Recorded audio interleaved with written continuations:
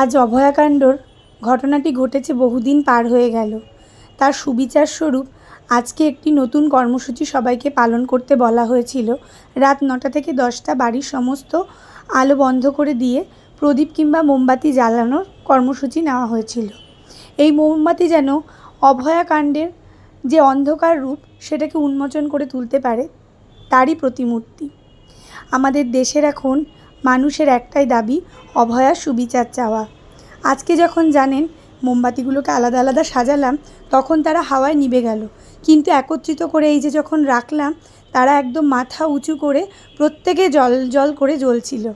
এটাই কিন্তু অভয়াকাণ্ড আমাদেরকে দেখতে শিখিয়েছে যে আমাদের সকলকে একত্রিত হয়ে এই যে বিপদ আজ দিনে এসছে তার প্রতিবাদ করতে হবে।